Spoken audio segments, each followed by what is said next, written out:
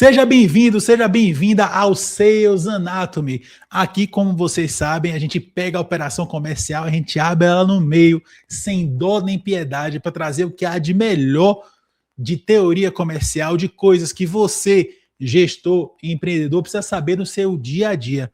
Meu nome é Malci, o host com o nome mais esquisito do Brasil, diretamente aqui para vocês. E hoje, a gente vai falar de uma coisa que talvez você ouvindo ache que não tem nada a ver com vendas, mas tem tudo a ver com vendas, que é dinheiro. Senhoras e senhores, o negócio é o seguinte, você não tem como gerar receita previsível, você não tem como vender se você não tiver oxigenação.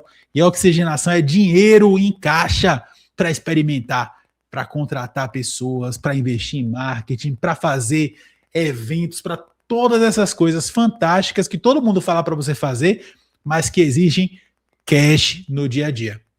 Como vocês sabem aí, vocês já com certeza já viram a thumb, já sabe com quem eu vou falar com os Fabrícios, o Charás, não é isso? E eles vão, de lá da Orion Invest, tá certo? Eles vão falar com a gente sobre como você, empresário, você, gestor comercial, pode fazer para buscar capital no mercado sem pagar 5% ao mês, que é o que algumas coisas oferecem para vocês aí do outro lado. Eu tô aqui com o Cookie, que é a cachorra, tá aqui latindo conosco, né, fazendo barulho, incomodando aqui o Sales Anatomy. Mas vamos lá. E aí, Fabrícios, diretamente aqui do nosso estúdio, eu e Cookie entrevistando vocês. Selic a 15, não, me respeite, Selic a 14,75. Calma, você tá nervoso, também tô nervoso. A taxa de juros tá alta, eu tô sabendo. Tá certo? Guerra na Ucrânia, no Irã. Os juros brasileiros que só perde para a Turquia. E aí, Charás, Fabrícios, que cenário desafiador que vivemos, hein? Boa tarde, Malci, tudo bem? Beleza? Boa tarde, obrigado pelo convite, né? Realmente, a gente estima, né, que a estimativa do Banco Central que a Selic ia baixar, né, nesse momento, e sempre tem no mundo, sempre acontece alguma coisa, né? Agora solta uma bomba, né, e já muda tudo, né? Então, o viés que era de baixa, né, que a economia poderia ter novas taxas, né? E, consequentemente, a gente pegar aquelas taxas altas e ir diminuindo, né? A gente pode fazer novas operações recomprando as antigas com as taxas mais altas, né? E isso já está nos preocupando, né? Essa queda da Selic aí, que já se fala talvez até em manter, né? E não a queda mais, né? Então, esse é o grande problema, né? Esse país globalizado, né, que esse mundo globalizado do jeito que está, se acontecer alguma coisa em algum lugar do planeta, a gente está suscetível aí, né? Então, a queda aí está ficando nos preocupando. E, na verdade, o cenário está muito desafiador. A gente estava conversando hoje cedo sobre isso, né? A gente tem 25 anos, tá? Que a gente atua aí entre bancos e um modelo agora de AI com empresas, fazendo empréstimo a empresas, então, tanto no micro, corporate, pequenas empresas. E a gente trocou essa ideia hoje. Eu falei, cara, eu nunca senti tão difícil, porque uma coisa puxa a outra, né? Então, você tem o custo do dinheiro que está muito elevado, a torneira que fechou, ou seja, os bancos estão muito restritos, os fundos estão muito restritos, porque, né, de pensamento, a gente teve muita empresa grande, a gente vem acompanhando aí recuperações judiciais, recuperações extrajudiciais, que são empresas que tomaram a CDI mais alguma coisa lá atrás, quando estava baixo, e do nada o custo financeiro aumentou demais. E aí você tem um novo, que é aquele cara que ou está crescendo, expandindo, precisando de dinheiro para gerar o negócio, e quando ele vai buscar esse crédito, você tem na conta dele do spread, tem a inadimplência de quem está tomando. Então essa é a dificuldade, que eu sempre falo para o cliente, eu falo, não tem muito segredo, o nosso mundo parece complicado, mas ele é simples, tá? O dinheiro tem um custo, você falou 14,75, então quanto custa o dinheiro hoje? Eu brinco com os clientes, custa 14,75. E tem o famoso prêmio de risco. O prêmio de risco entra na inadimplência. Então você tem o custo mais caro e o prêmio de risco mais caro. E para dificultar a vida do cliente está mais difícil. Ou seja, aí a gente sempre fala que a gente tem que buscar novos caminhos quando o cenário está assim. Eu acredito, vamos fingir, vamos ser otimistas, fingir que essa guerra vai ter um caminho curto, essa nova guerra do Irã, e que o caminho siga de baixa de custo do dinheiro, ou seja, da Selic. Aí sim vai começar um movimento da gente bater na porta dos clientes e tentar comprar dívida mais cara e tentar baratear essa dívida dele lá para frente, pensando em alguma coisa pós-fixada, alguma coisa mais alongada. Uma das soluções que a gente cria para os clientes aqui na nossa casa, mas aí não são todos que vão ter poder tomar esse crédito, é o crédito com imóvel, né, que é o home equity. Por que disso? Porque é um produto que ainda no Brasil, culturalmente, ele não é muito usado, tá? Você vê quando você vê Estados Unidos, Europa, eu acho que é o primeiro crédito que o cliente vai buscar, é o com imóvel, porque ele é o mais barato e mais alongado. Aqui no Brasil, eu falo que é engraçado, porque o cliente ele usa o cheque especial com naturalidade, paga o rotativo do cartão com naturalidade, mas não quer amarrar o imóvel dele num crédito porque ele acha que ali ele está quebrando. E eu falo, não, é justamente o contrário. O imóvel é a melhor opção que você tem de tomar um crédito ainda, considerando o custo atual barato, e o principal, você ter prazo para que a parcela não machuque o caixa da empresa. Porque uma das coisas que eu mais vi empresa realmente entrar em inadimplência é ela tomar um crédito errado para aquele projeto.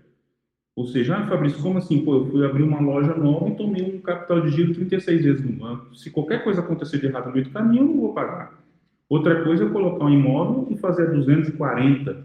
Ou seja, eu tenho uma parcela pequena, tempo para o meu imóvel, para o meu negócio novo performar, e se o negócio performar melhor do que eu esperava, eu faço a quitação antecipada e pago menos juros.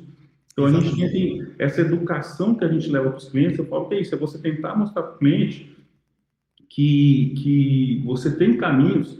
E aí tem uma frase que quando eu treinava, eu tocava a parte comercial do nosso escritório, eu fazia treinamento com 300 assessores. E eu falava sempre para eles que crédito não é saca de soja. Saca de soja é preço, é commodity. Quanto está hoje, quanto está amanhã, você paga e leva. O crédito você tem que entender para que é, como vai ser esse repagamento, qual é a garantia. Então, muitas vezes o cliente bate na porta do banco pensando só no custo e ele entra em operação que não é a melhor para ele. Mas, assim, resumindo e até te respondendo, hoje eu considero que é um dos momentos mais desafiadores que a gente já passou na carreira, tá? Mas é isso, as empresas estão funcionando, estão crescendo e vão precisar de crédito. Então, a gente tem que tentar buscar o melhor caminho ou, muitas vezes, em alguns casos, engavetar alguns projetos. Falar, ó, nesse momento não é o momento de tocar esse projeto porque realmente o crédito vai complicar, você vai ter que performar muito bem. Mas existem projetos que sim, que pagam crédito, pagam custo e dá sucesso. Eu acho que é caso a caso mesmo, tá? É o que eu queria dizer, assim, eu acho que é importante a gente contextualizar exatamente isso que você falou. Quando a gente fala assim, empresário, vou me endividar, vou pegar o dinheiro no mercado. O cara sempre pensa nisso aí, né? É o cheque especial, esse empréstimo mais simples, né? Mas tem um monte de coisa aí no meio do caminho. Por exemplo, o home equity que você falou é uma coisa que, quando eu voltei para o Brasil há 8 anos atrás, não se falava muito, hoje já se fala mais. Eu vim da Austrália.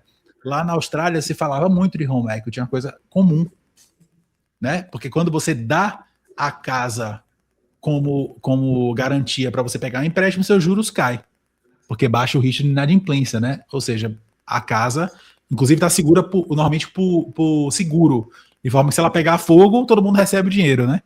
O cara não pode vender, porque a casa fica emprenhada. Então, além do home equity, você tem os recebíveis, o CRIs, os CRAs, os debentures, captação de investidor, tudo isso. Então, assim, eu queria, ao longo desse podcast, a gente explorar cada uma dessas coisinhas devagarzinho, porque a intenção é aumentar o nível de consciência do empresário. A gente sabe que a galera não sabe.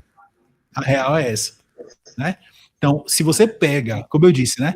Hoje, se você vai pegar, por exemplo, um Pronamp, Pronamp é para ser dinheiro do governo, né?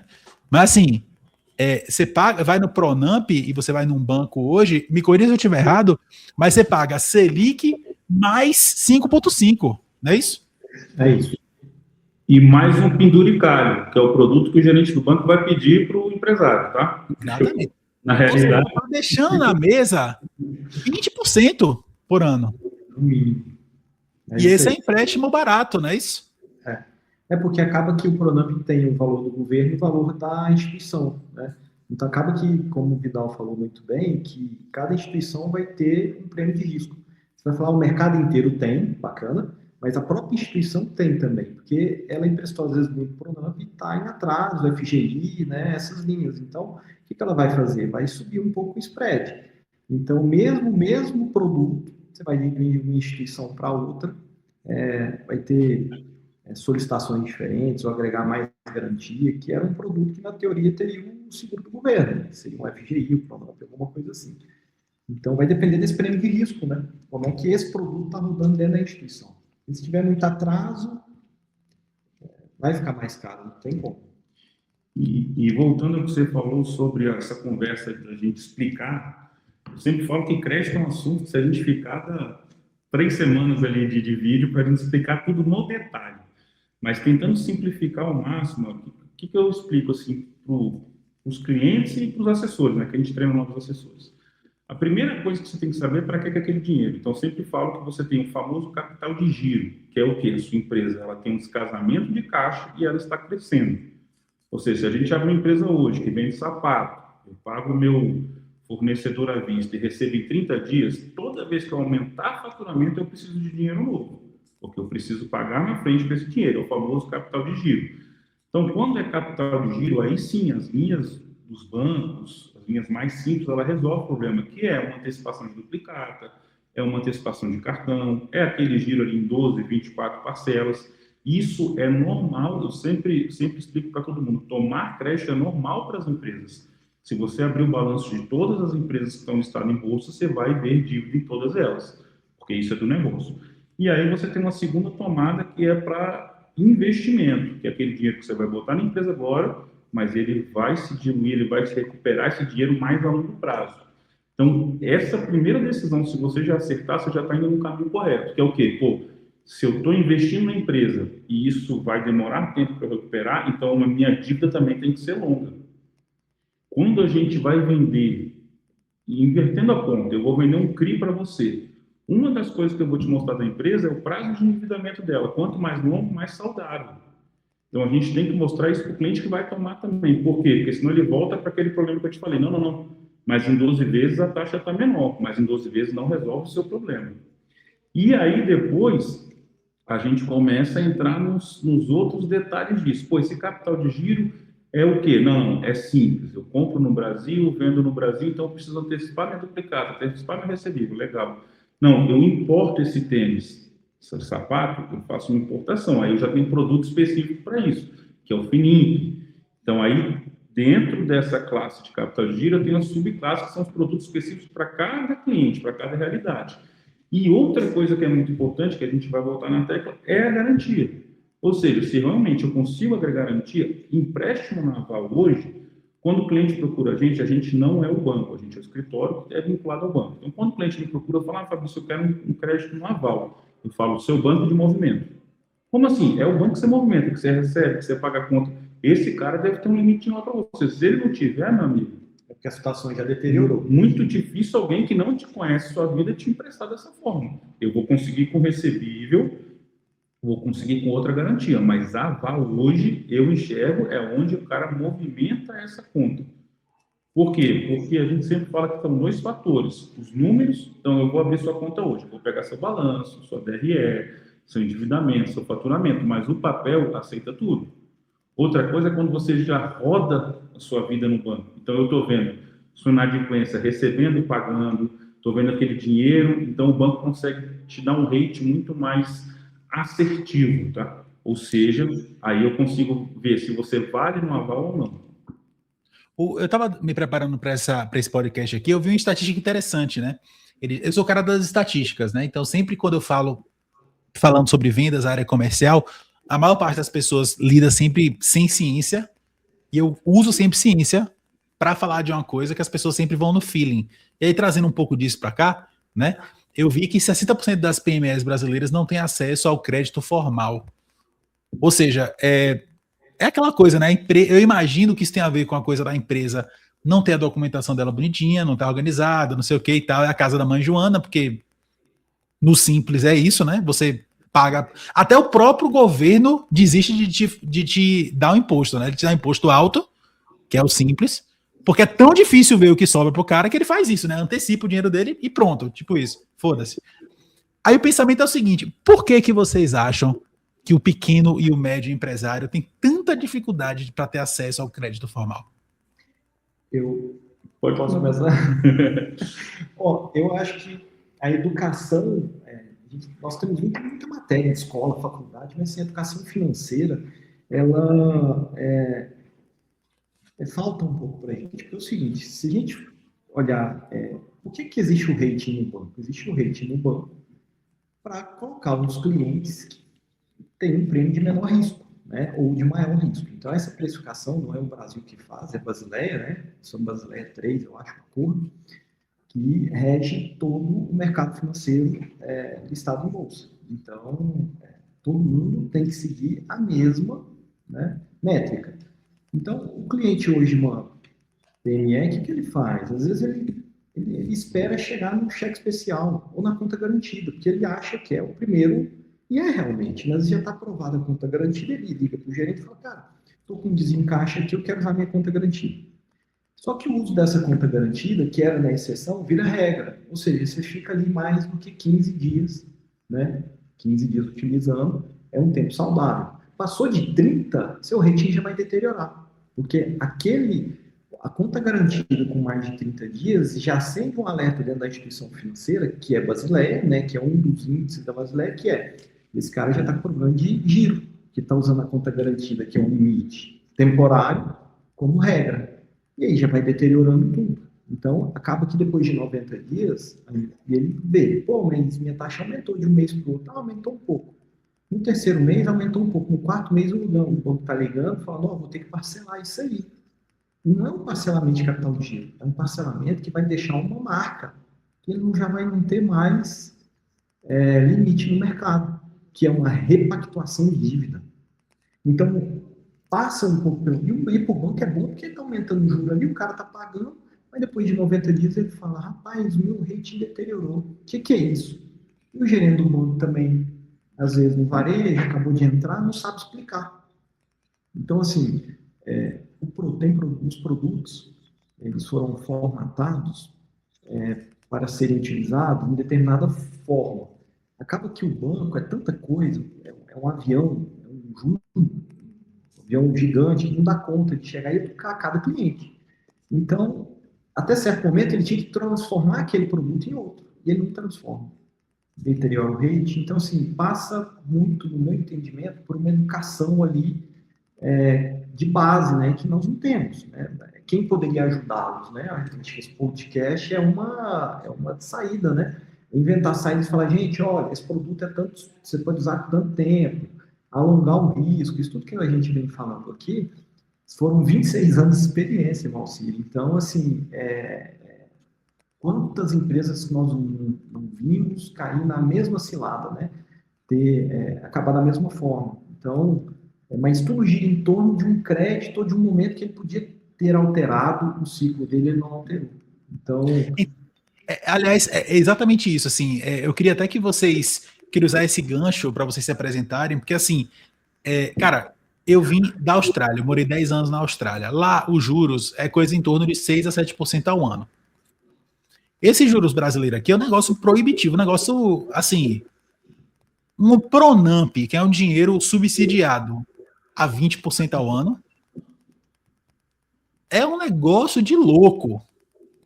Sendo que o empreendedor que se aperta, ele pega juros a 4 a 5% ao mês, hoje em dia. Né? Então, assim...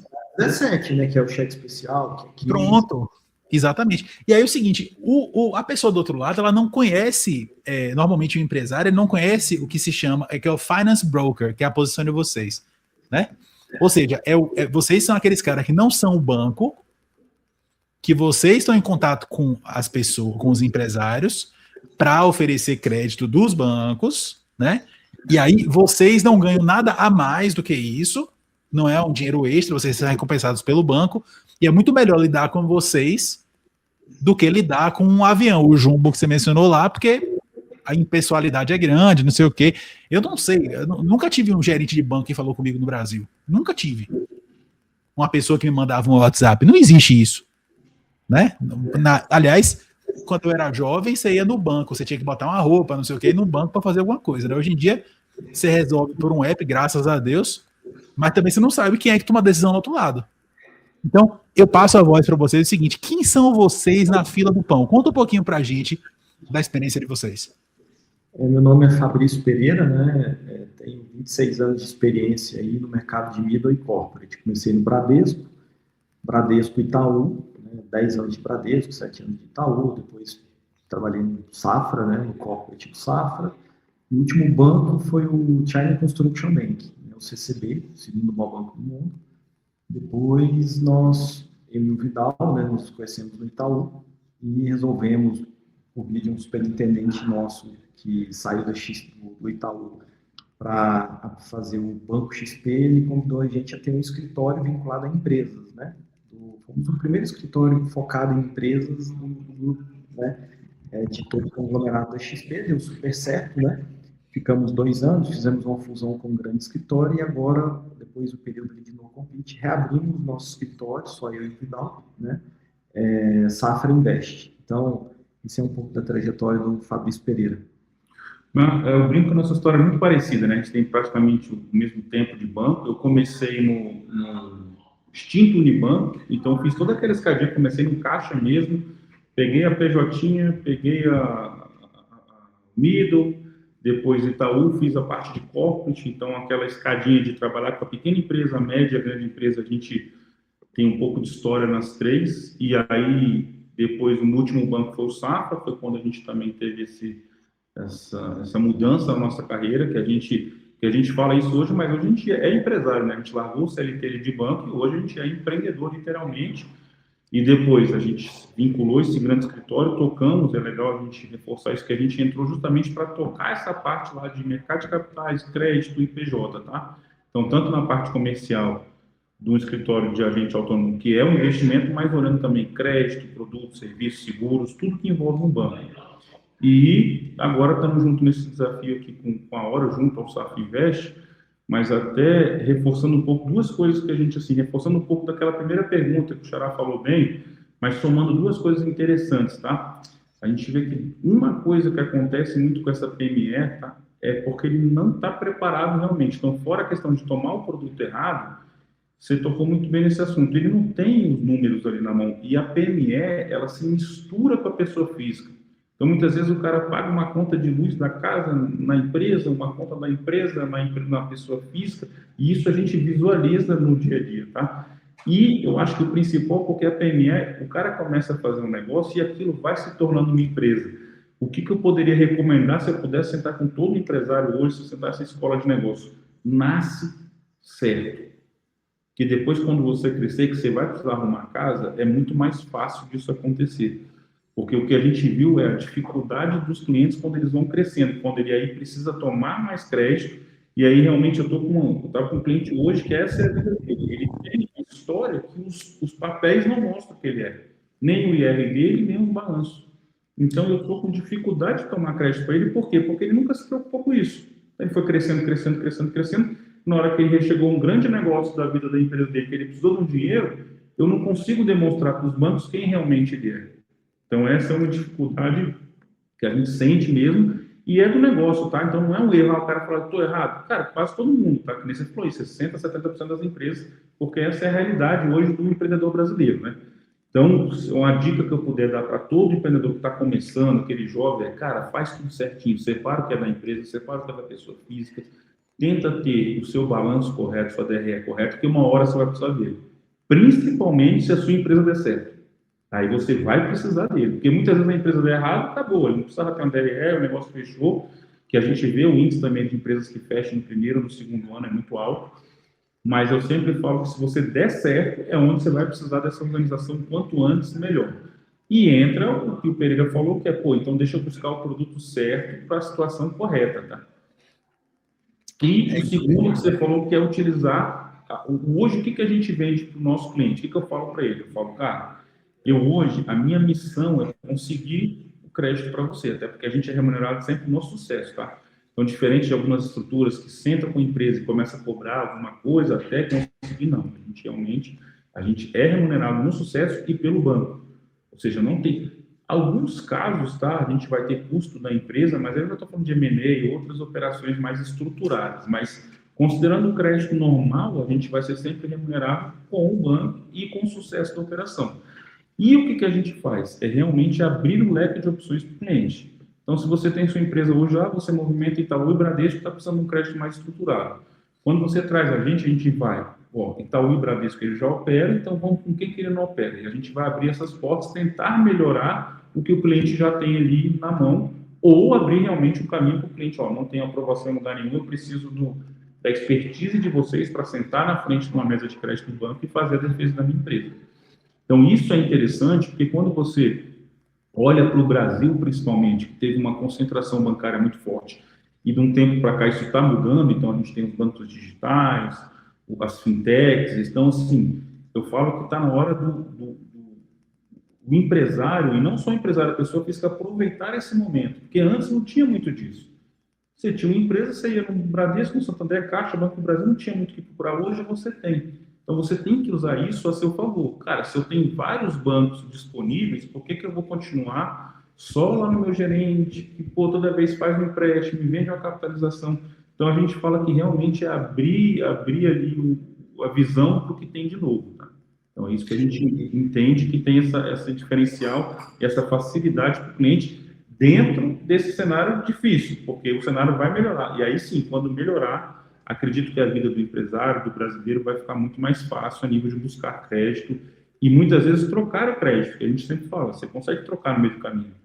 Se a situação melhorou, você vai lá em outro banco, e que a gente chama de compra de dívida, né? Então, isso é outra coisa que eu acho que o empresário tem que estar sempre antenado, tá? Ele nunca pode se fechar e falar, estou bem atendido. Não. Tanto e tanto tempo, dá uma cutucada no mercado, vê se tem coisa melhor, e aí a gente entra muito bem com o cliente, porque a gente faz literalmente isso. Muito bom. E aí, aquela história, tem uma questão também que é o empresário pequeno, eu tenho certeza que isso é uma questão também que aparece para vocês, que é o cara, a empresa é altamente taxada na sua receita e do lucro e no Prolabore. Então, o empresário ele fica sempre se escondendo, né?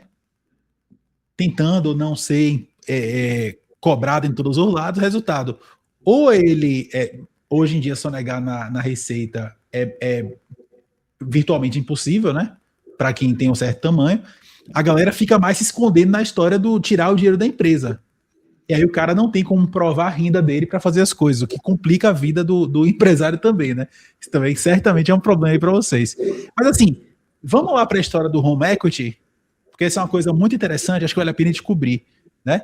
Como eu falei anteriormente, o home equity não sei como traduz exatamente, mas assim, é o empréstimo que você toma na sua casa, no seu imóvel, né?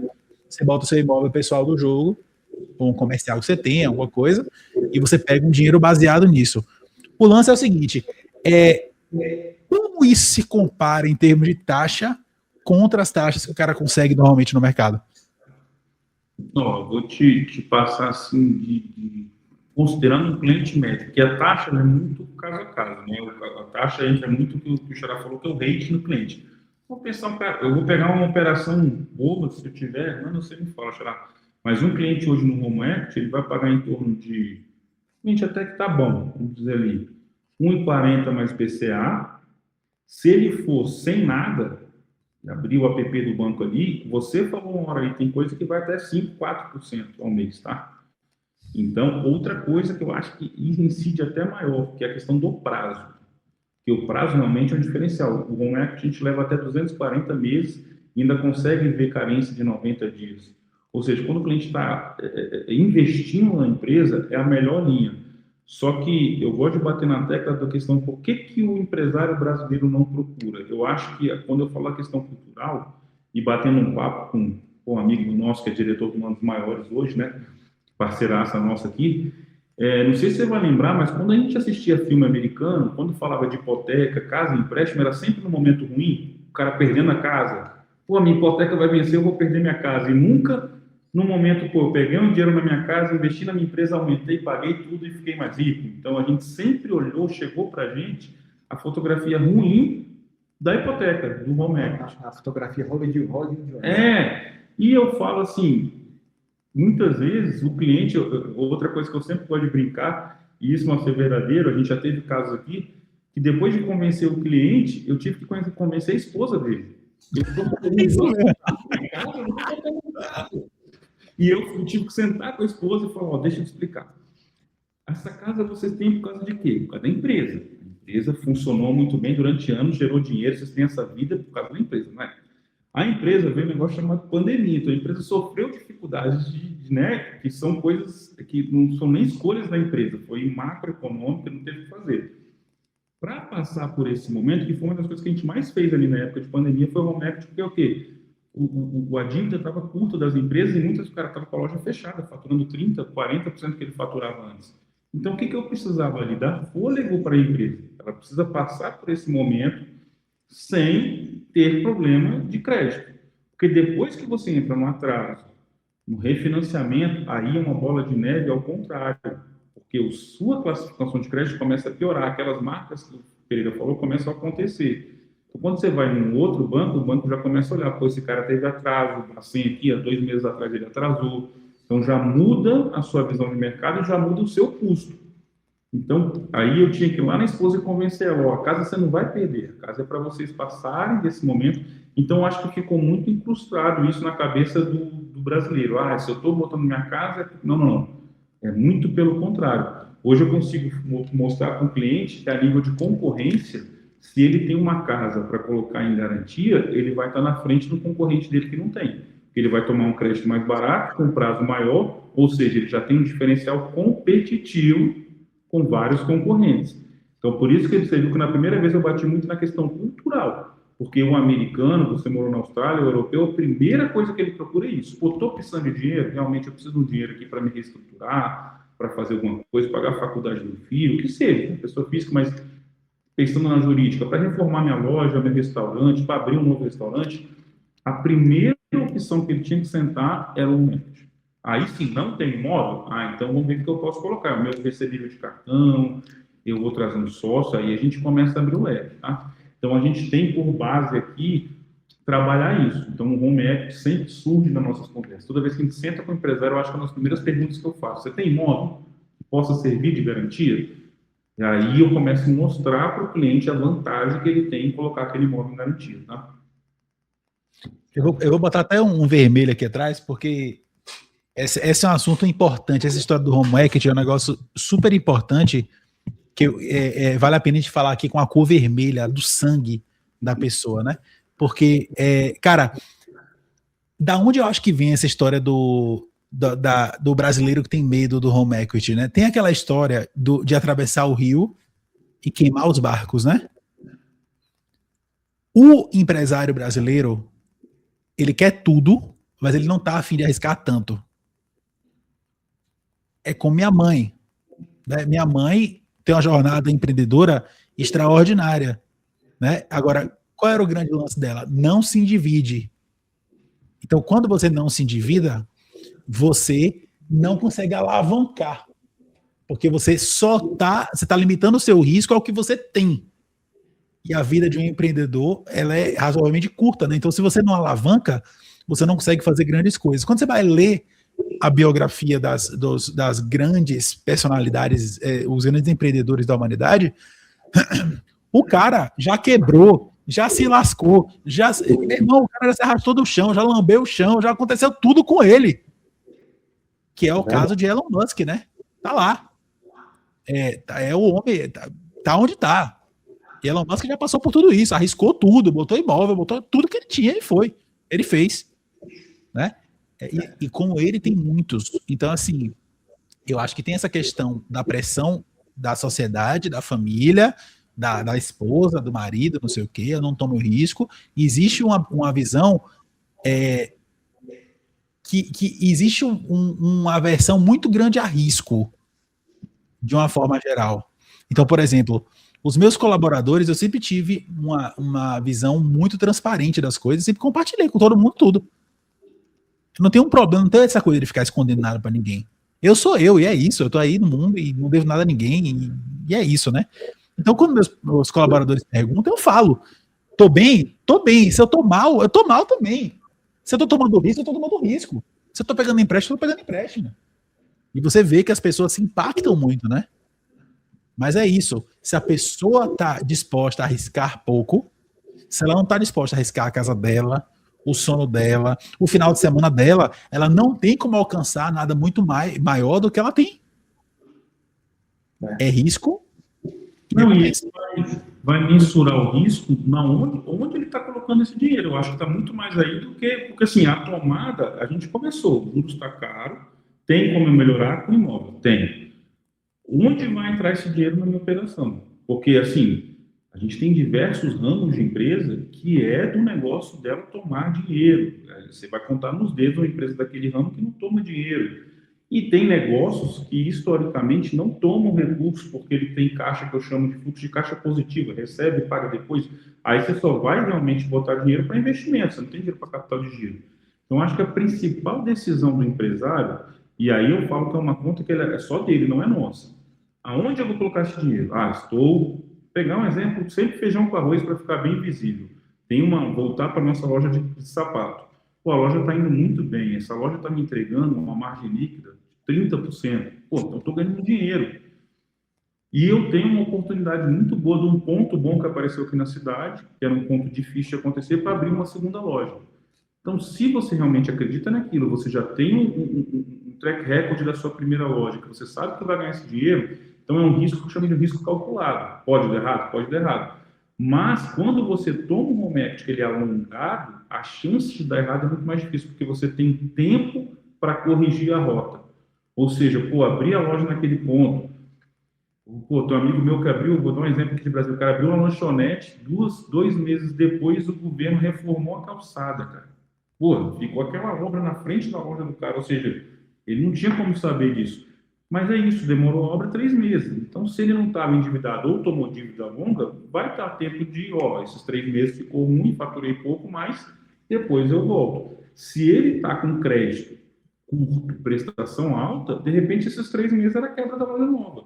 Então, o risco tem que ser muito bem calculado pelo empresário e o principal, o crédito que ele toma tem que dar essa tranquilidade para ele que, tem prazo, tem taxa suficiente para, por mais que o meu planejamento aí entre aquele planejamento do melhor dos mundos, meio do caminho, pior dos mundos, né? Então, você tem que sempre ter esses 3 cenários, que é importante, para que você tome o crédito com essa segurança de que, a casa não tá, ninguém está colocando casa em garantia para perder a casa. É justamente o contrário, é para ganhar dinheiro e comprar uma próxima e assim se alavancar. O grande segredo é no projeto, porque acaba que o empreendedor ele não vai querer abrir uma loja, quer abrir 10. Então, não é fácil.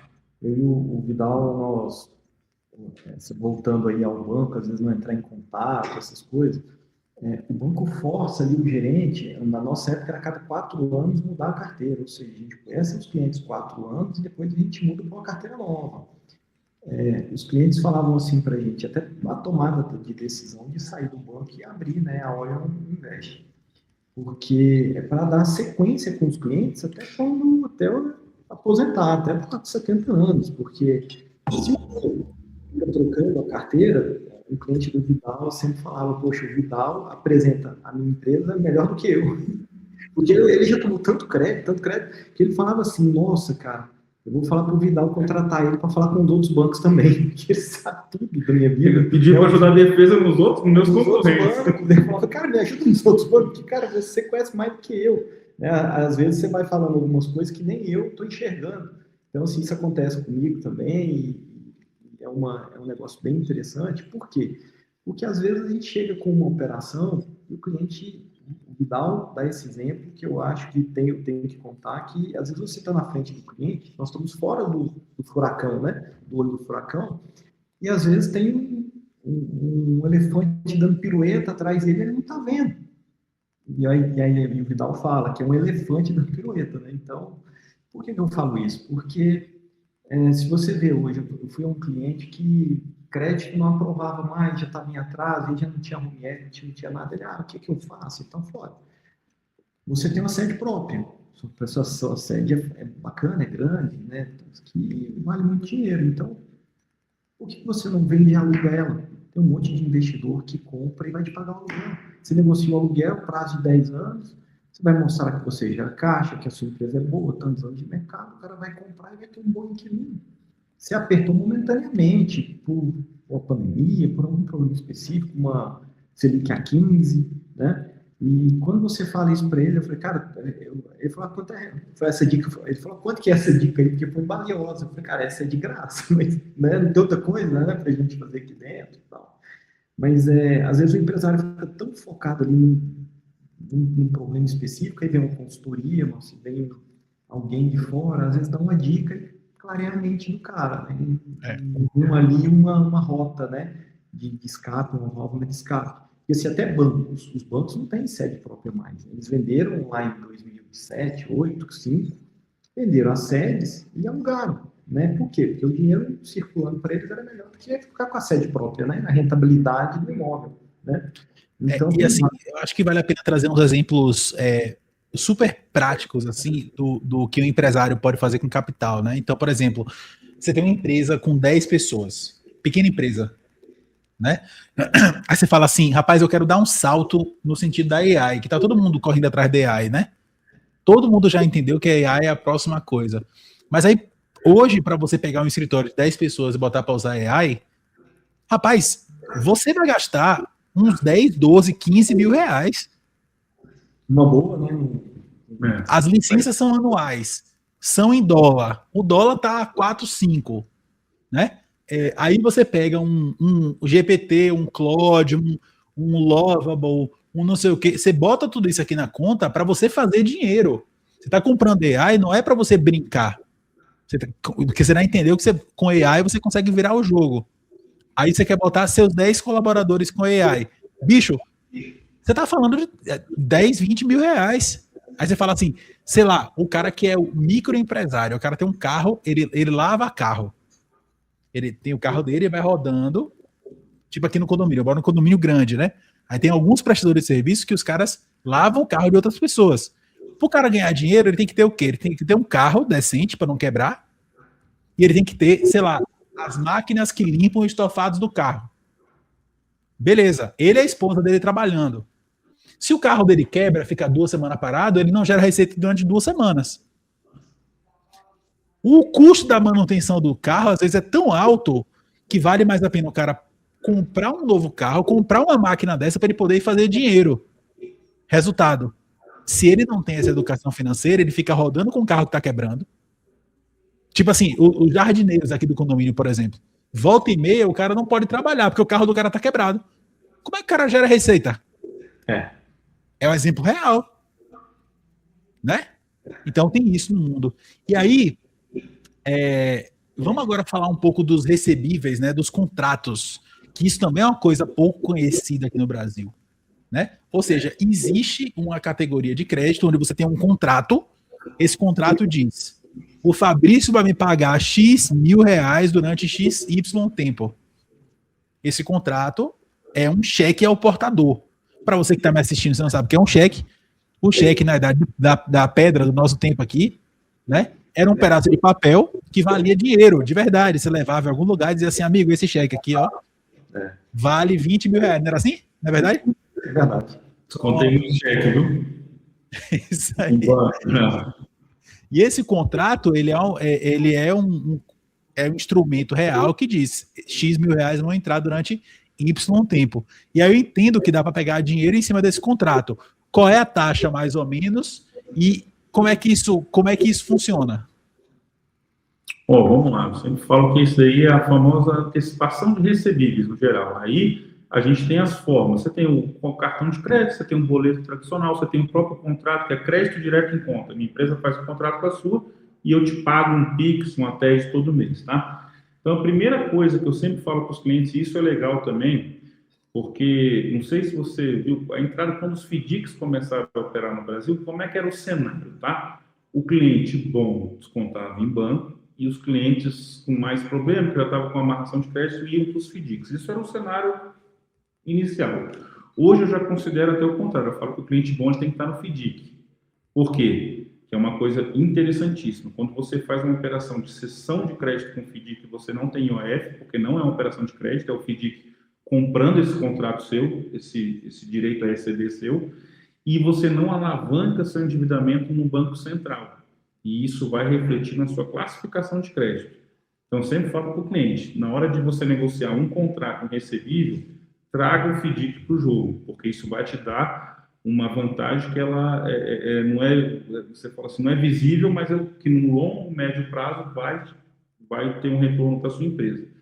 E aí o principal, você tem dois modelos ali, tá? O que a gente chama de performado. O que é o performado? Eu te vendi, vamos sempre voltar para a nossa loja de sapato. Chegou o carregamento de sapato, junto com ele um boleto para daqui a 30 dias da indústria, tá? Então, isso é performado, a gente recebeu o sapato, ou seja, eu estou devendo à indústria de sapato. Esse cara pode entrar na justiça, pode me protestar, ele tem todo o direito de me cobrar. Então, isso é um recebível que todo fundo e banco quer. Então, ele vai analisar você e vai analisar a indústria e mais quem está devendo. Então, se os dois passam ali nos filtros, ele vai operar com esse recebível. O segundo é o que a gente chama de não performado. Ou a performar. Ou a performar. Então, o cliente só vai conseguir antecipar depois que ele já tiver um relacionamento com o banco ou com o fundo, ou seja, ele já conhecer esse cliente dele, que eu tenho alguém que vai todo mês na loja, uma empresa de vitrinismo, ele vai lá arrumar a vitrine da loja e eu pago uma mensalidade para ela. Aquela mensalidade para frente é o não performar, ele não foi lá ainda esse mês, então ainda não tem um lastro aquela dívida. Mas o nosso contrato honra que todo mês eu vou te pagar lá 2, 3 mil reais por isso. Então, quando você já tem um bom relacionamento com o fundo do banco, ele antecipa até esse. Fala, não, eu sei, eles olham, já tem 2, 3 anos que o cara vai lá, paga mensalmente, então a gente também vai olhar isso, tá? Então, essa é a primeira coisa. Quanto a custo, tá? É porque assim, o custo hoje é muito difícil eu te dar uma taxa de bate-ponto, porque eu vou te falar mínimo e máximo que a gente já tá vendo aqui no dia a dia. A gente já consegue ver hoje antecipação a 1,5, né, Xará? Mas é o cliente bom, o contrato. Aí, quando eu falo bom, é o sacado e o excedente. O cliente que está antecipando, fora o que vai pagar, a conta final. E a gente tem cliente descontando, que a gente vê aí, 3, 3,5. Tá? Então, acho que é 3, 3,5. Ao mês. A faixa que a gente trabalha é mais ou menos isso. Se eu pudesse falar o que é a média disso, acho que 2,3 é 2,3 é a média hoje que os clientes vêm operando. Mas é uma forma muito interessante de se conseguir crédito. Por quê? Porque aí você está se alavancando só até onde você pode. Porque pensa comigo, se eu estou antecipando o recebível, eu vendi em 3 vezes, mas eu paguei à vista, eu só estou casando minha caixa.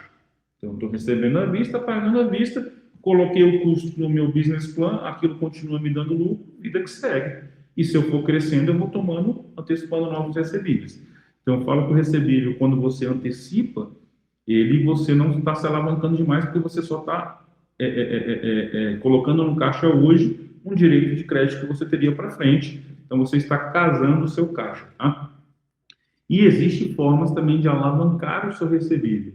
Por exemplo, então vamos lá, eu quero tomar R$1 milhão, aí volta para o capital de giro normal, que eu vou tomar R$1 milhão no banco em 36 meses, só que o banco vai me pedir 700 mil em recebível. Então, todo mês eu tenho que estar ali na carteira 700 mil rodando.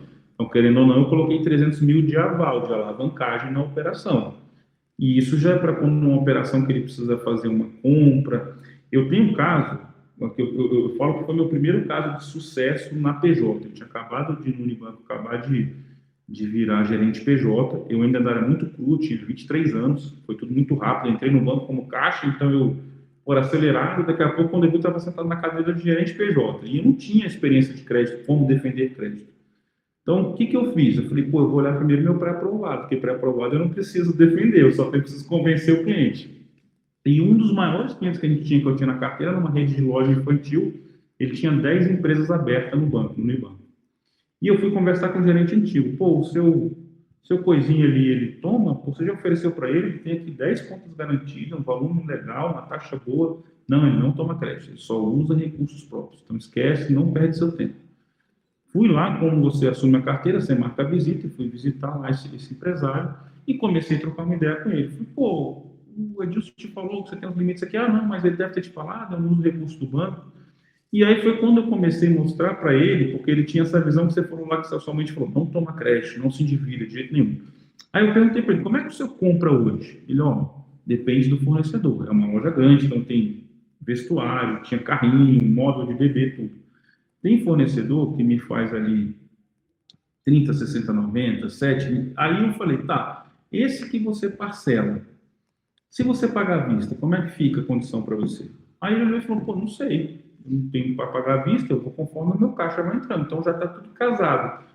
Falei, pô, mas você consegue ver? E ele ligou na minha frente, o principal vendedor lá, fornecedor, falou, ó, se o pedido no mês que vem te pagar à vista, dá quantos conto? Aí o cara pediu um tempo para ele, falou, ó, deixa eu ver aqui com o meu superintendente. Deu lá, a gente continuou a conversa, deu 15 minutos, ele retornou e falou, ó, eu te consigo 10% se você pagar à vista. Aí foi onde eu fiz a pergunta para ele, essa mercadoria quando você compra, qual que é o giro? Quanto tempo? Ele falou, 2 meses eu giro. Na época, o custo da conta garantida com a garantia de cartão era R$ 1,70 ao mês. Então, eu fiz uma conta literalmente de padaria com ele. Eu peguei o papel e falei, o senhor vai me pagar R$ 1,70 mais R$ 1,70. Então, você vai me pagar R$ 3,40. E o senhor vai ter 10% de desconto. A conta fecha? Ou ele olhou e falou, Fabrício, nunca ninguém tinha feito essa conta comigo. Resumo, ele implantou todos os 10 limites, tomou tudo. Eu lembro que na época, pô, para mim foi sensacional, porque minha meta de um mês eu bati, a minha meta do ano eu bati em 2 meses. E ali foi quando eu fui entender que, cara, tem que olhar, assim, tem que entender o porquê que não toma e o porquê que toma. Tem casos que realmente a gente senta, né, Xará? E não tem porque o cara toma crédito. Eu falo, cara, você tá... Não tem, sabe? A não sei que você queira fazer loucura, comprar lanche. O bom desse bate-papo com a gente é isso, né? Que você pode acrescentar, né? No máximo que vai acontecer é você entender, o cliente entender que ele está bem atendido, né? Porque, assim, ideias, né? São muitos anos de banco aí e, cara, são muitas operações, enfim, muitos clientes que nós atendemos. Você comentou, corroborando aqui com o empréstimo a performar, né? Empresa de engenharia, empresa de novos projetos, e, seja na área de TI, algumas coisas, para quando eles vão fazer, mobilizar o pessoal, maquinário, tem que às vezes comprar material à vista para começar alguma operação, e vai começar a receber com 3 meses, 4 meses, esse a performar eu tenho um contrato de 3 anos, mas esses 4 meses é uma performar, eu não tenho uma nota ainda, mas eu vou receber, tem gente que vai receber 10, 20, 100 milhões daqui nesse período desse contrato, né? Empresa de óleo e gás, que presta um serviço para óleo e gás, é normal, ter um novo contrato, mas só vai receber depois de 4 meses. Então, assim, acho que a grande dica para o performar é começar antes, né, nos FDICs e nessas, porque o banco não faz. O banco foi a época que fazia operações com contrato. Então, os fundos fazem. Então, começa o relacionamento, você já sabe que fundo faz, já começa o relacionamento.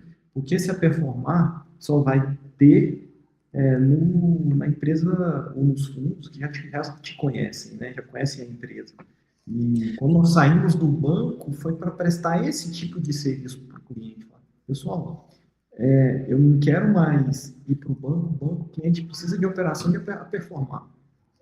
E o banco falava, não, eu dou um giro de 12 meses para ele, eu não dou giro, eu dou uma conta garantida, ele usa o cheque especial. Então, assim, não é isso que o cliente quer. O cliente quer um contrato com 4, ou que seja um giro com 4 meses de carência para ele, né, performar, para fazer esse contrato, né, para qualquer operação. Então, a ideia nossa de sair do banco foi fazer o que o cliente precisa, ou ir atrás de alguma coisa muito próxima da necessidade dele, e não do que o banco quer, né? O banco tinha meta no mês de giro, tinha meta no mês de conta garantida, ou de desconto.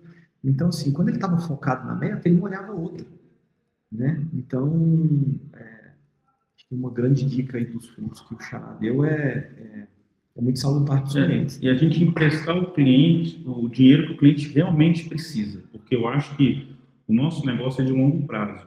Então, quando eu falo que crédito demais também para a empresa é ruim, que é aquilo que eu te falei no começo. O cara, chegou no momento que o mercado está muito bom, a minha classificação de crédito está muito boa, então começa a ter oferta demais.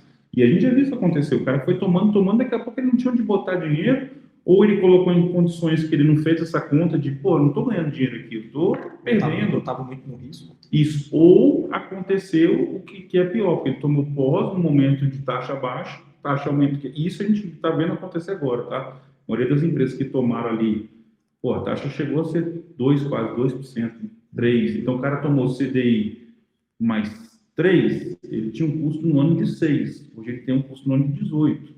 Então, não tem como. Aí, a conta que ele fez lá atrás, que valia a pena tomar esse crédito, hoje já não vale. Esse crédito já não pesa, já pesa. Ou seja, ele está tomando prejuízo nessa operação. Então, é muito importante, eu falo que a história a diferença do remédio para o veneno é a dose, né? Então, acho que o crédito, a gente pode falar que essa frase, ela também existe. A diferença do remédio para o veneno é a dose. Porque se você também, expansão descoordenada, o crédito está barato, eu vou expandir. Você, de repente, vai para um segmento, isso eu já vi acontecer no agro. O cara foi para um lugar que ele não tinha conhecimento da região e começou a tomar calote. Se ele não recebe, ele não paga.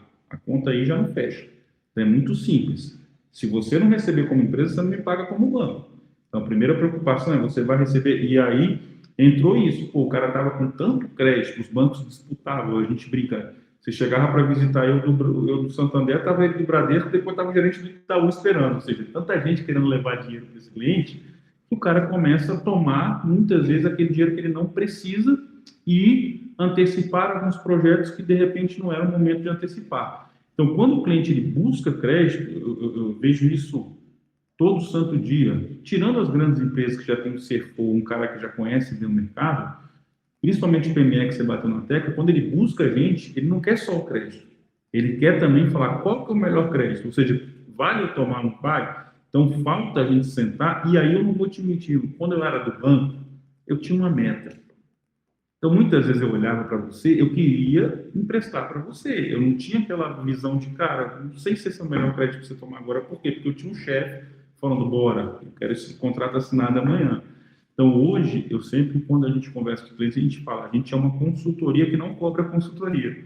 A gente é uma consultoria remunerada no sucesso e a gente sempre vai tentar te levar para o caminho correto, porque a sobrevivência daquele cliente é a sobrevivência da minha empresa.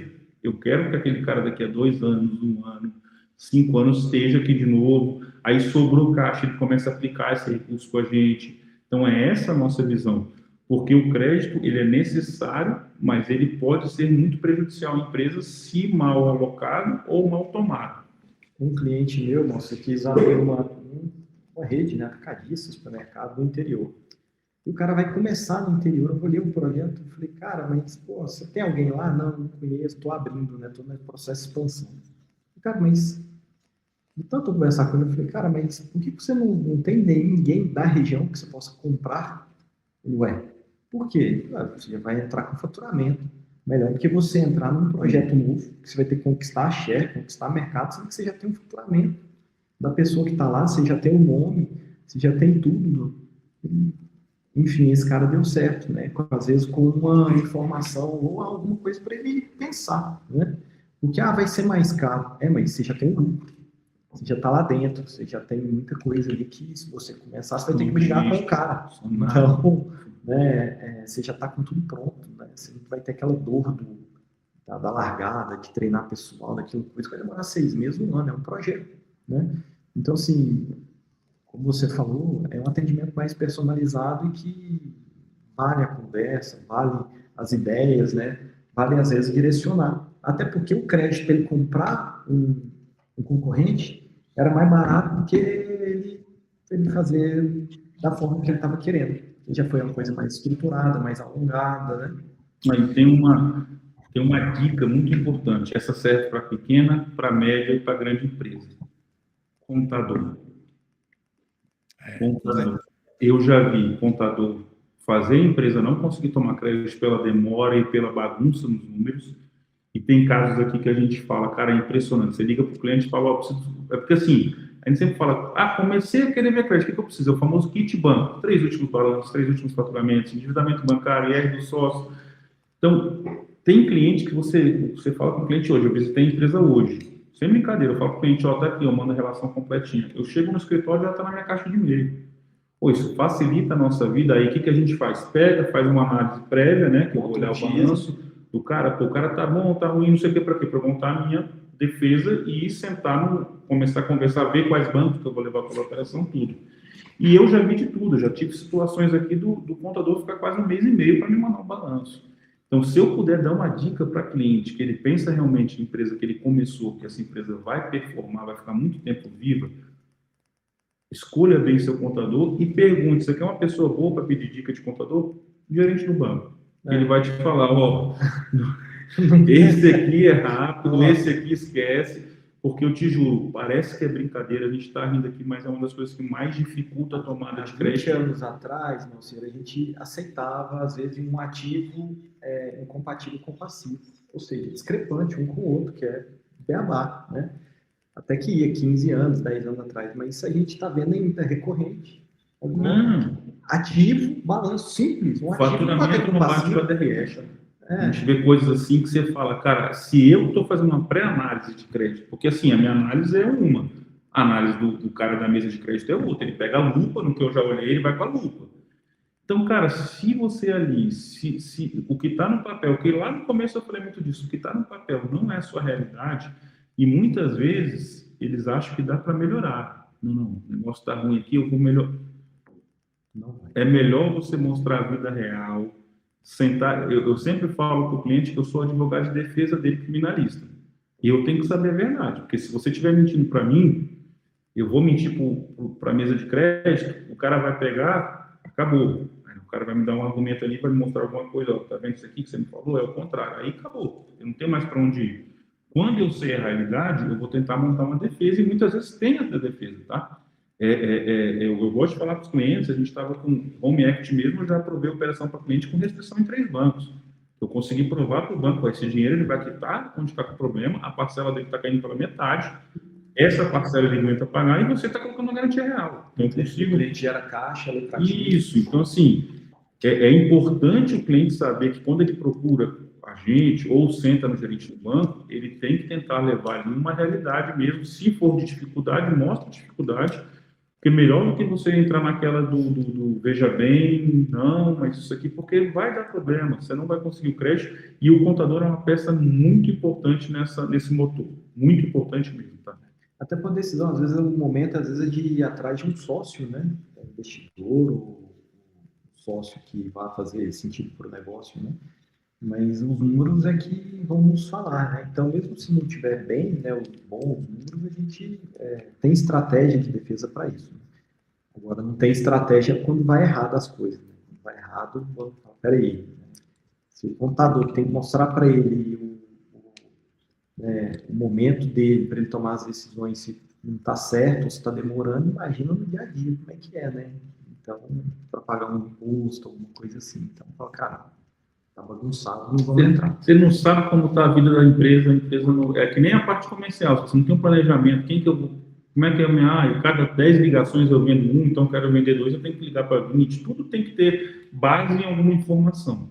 Então, se a informação financeira não está redonda, a gente vê assim, a curto prazo ele até sobrevive, mas a longo prazo você vê que não vai ter saída, não. É sobre isso. Eu ia até perguntar para vocês, assim, a minha pergunta de término aqui, né? Aquela coisa. Ia pedir para vocês um conselho direto de vocês para o empreendedor, mas acho que não vai conseguir correr disso, né? Que tá com a documentação em dia, não é isso? Cara, tá com a documentação em dia, é o básico. Um bom planejamento, a ação. Eu falo isso para todo mundo, a gente está nesse momento agora, como eu te falei, a gente abriu um escritório agora, então a gente, é aquela história do cobrar o escanteio e correr para cabecear, né? Então, a ação é mais importante, abrir conta, trazer cliente, visitar cliente, isso tem que, para mim, sempre, em qualquer empresa, é o principal, é a gasolina ali, né? Só que, junto a isso, não larga os controles, não larga o restante, porque outra coisa que eu sempre falo, que não existe a empresa tomadora e empresa investidora, existe o momento tomador e o momento investidor. Então, eu tenho sempre aquele caso que eu brinco com ele, eu fui visitar um cliente uma vez, na época eu estava atrás de aplicação. Puxei o balanço, a empresa listada em bolsa, entrei na internet, estava com 400 milhões em caixa. E o cliente, eu ligava para o financeiro e falou, não, eu estou sem nada para aplicar agora. Eu brinquei com ele, falei, rapaz, eu vou lá amanhã. Ele, tu vai fazer o quê? Eu falei, eu vou com o balanço dele debaixo do braço. Sentei na frente do diretor financeiro, falei, pô, todo respeito, eu falei, pô, tá de sacanagem comigo, né? E botei o balanço dele, falei, tu tá falando que não tem dinheiro para aplicar, eu tô querendo 10, 20, tu tem 400. Vidal, já gastei e a gente vai tomar agora um debênture de 300. Ou seja, eu fui atrás da formiguinha, achei o elefante dando cambalhota, porque, muito claramente, 300 milhões de tomada de crédito gera muito mais recursos para a gente que 400 aplicado. E aí eu falei para ele, pô, então deixa eu entrar nessa briga. Ele falou, pode entrar, vamos lá, faz os bancos. Aí a gente fez o bate. Acabou que essa briga eu perdi, realmente o banco de movimento dele fez uma condição muito, mas é outra coisa legal que vale a gente falar, tá? A minha atuação fez o banco dele melhorar as condições, porque isso é importante. Eu tive uma palestra uma vez lá em Espírito Santo e ele mostrava o que para os empresários? A competição aumentou demais. Então, você tinha uma empresa que você tinha 2, 3 concorrentes, hoje você tem 20, 30. Então, você está tendo que se reinventar toda hora para manter margem de lucro, manter os clientes, manter o market share que você tinha. Então, da mesma forma que isso te atrapalha no comercial, você tem que usar isso a seu favor na hora dos fornecedores. Seus fornecedores também têm concorrentes novos. Então, você sempre tem que estar revisitando algum custo e isso entra para a nossa parte de empréstimo. Então, pô, se eu vou lá, vou pegar aqui o Banco do Brasil. Tem o Banco do Brasil, o gerente sempre me atendeu super bem, o cara é fera. Eu só coto com ele, traz alguém para cotar para esse cara, porque muitas vezes o nosso trabalho, o banco botou uma condição para ele, eu cobri, o banco foi lá e cobriu a minha. Ou seja, ele só conseguiu tomar naquela condição porque eu estava na briga. Que foi o que eu brinquei com ele. Eu falei, deixa eu entrar na briga por você e no final vamos ver o que fica melhor. Então, até falando das dicas que você falou, o contador é muito importante. Tenta manter o seu número muito organizado, muito ok, para que isso vai te ajudar numa tomada. Governança financeira. E traga concorrência. Vai tomar crédito, não fala com um. Se tiver uma operação que nem a nossa, que consiga fazer você falar com 5, 6 uma vez, melhor ainda. Mas se não tiver, fale você, busque outras soluções, busque outros bancos, outros fundos, porque muitas vezes você vai achar uma condição ou esse novo entrante vai fazer com que com quem você opera melhore o seu prazo, o seu percentual de garantia, a sua taxa, que no final é o custo, né? Quanto vai te custar aquele dinheiro. Então, acho que isso é muito importante. Eu vejo muitos dos clientes, e aí entra, desculpa me estender um pouco, mas tem 2 tipos de financeiro, tá? O que eu chamo de cara crachá, o Fabrício me contrata, eu não quero ter trabalho, eu já falo com você, meus documentos já estão com você, eu não quero falar com 2, 3 gerentes. Quer abrir mais um banco. Esse cara crachá, ele não tem ganho variável em cima das melhorias financeiras da empresa. Ele tem um salário fixo, acabou. E você tem a figura de um diretor financeiro ou um gerente financeiro que já tem o que a gente chama de bônus sobre melhorias. Então, quando você identifica que um cara crachá, esse cara, você vai ter dificuldade, porque ele não vai querer te dar abertura para trazer uma nova proposta. Quando você identifica que um financeiro tem aquele famoso olhar de dono, ou seja, eu preciso melhorar essa operação, aí você vai ver que esse cara, sim, esse cara é um cara que está sempre sentando um gerente novo de banco na frente dele, sempre alguém para poder ajudar. Por quê? Porque ele literalmente mexe o doce e consegue melhorar as condições da empresa. Custo de tarifa, condição de prazo, tudo ele vai conseguir melhorar, mas ele só melhora se tiver mais gente brigando por ele. Se tiver só 1, 2 ali, ele vai ficar no que ele sempre fez e não vai ter muita melhoria. Sobre isso, Fabrício, senhores, muito obrigado pela participação de vocês.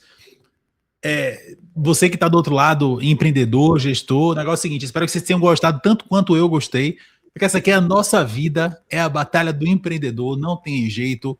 O mundo que vivemos não é um mundo fácil, não é um mundo tranquilo, é tiro, porrada e bomba para todos os lados, sobretudo, principalmente para quem quer aumentar as suas vendas, que você precisa de capital. Senhores, muito obrigado pela participação de vocês.